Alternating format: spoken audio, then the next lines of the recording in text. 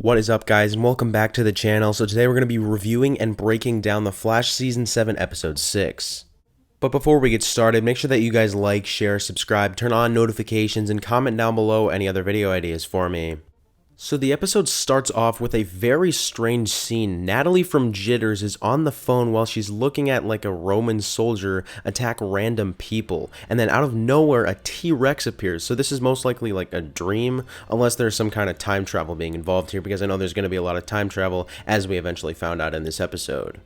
Then we see Team Flash surrounding Barry, who is still in a coma, as the Speed Force and Iris talk about all of the other forces that attacked the Speed Force. Then after a scene with Frost and Caitlin, we see Cisco and Chester outside of Masonville, and Chester says that he actually used to live there, which I really did not expect to happen. So after Chester and Cisco's device malfunctions, that green energy from the trailer appears, and that's how they time travel back to 1998. So then Cisco and Chester actually find out that they time traveled and that they are stuck in Masonville. That was pretty funny to see.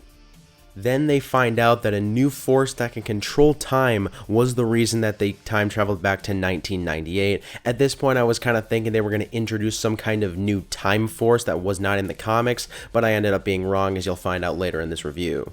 So then Cisco and Chester get into their 90s clothes. They get a reading on this little device that they have that can detect these forces.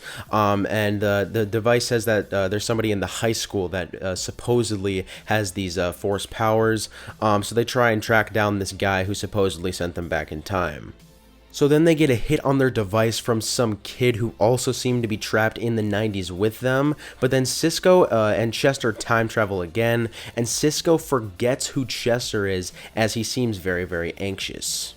So then we find out that Cisco thinks he's only 7 years old, as Chester explains that he still thinks it's 1998, or he still thinks that he's only been alive for 7 years.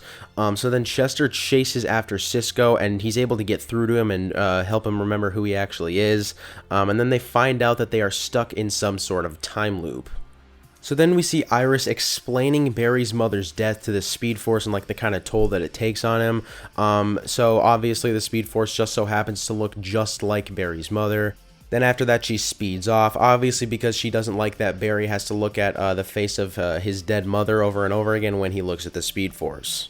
So then Cisco and Chester come across Chester's dad in 1998, who has something that they need to get back to their time.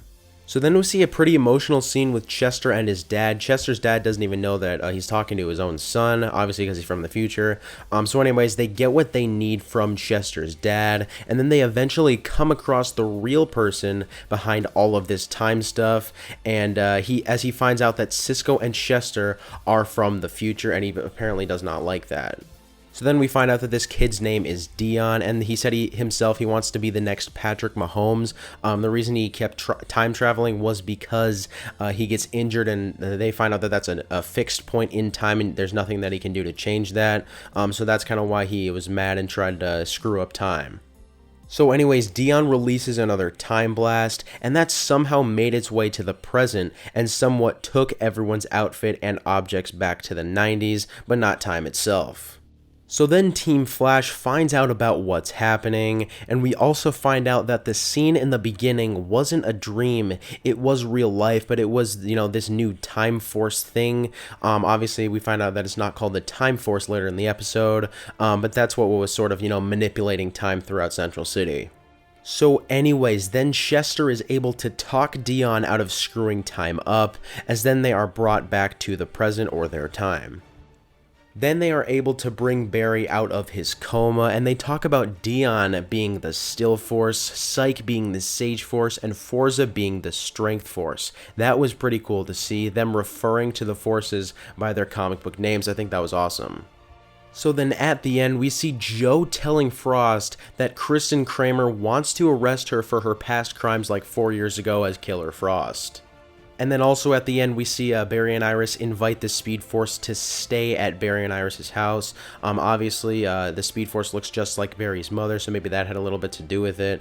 Also, we find out that that is actually going to be a storyline leading into next episode. So I will be breaking down that trailer tomorrow, so make sure you guys are on the lookout for that. But yeah, I'd say that's about it, guys. Thanks for watching. Make sure to comment your thoughts on this video down below, as well as what you guys thought of the episode. I thought it was probably like the worst episode of Season 7, although I thought it was pretty good still. And yeah, I'll see you guys in the next video.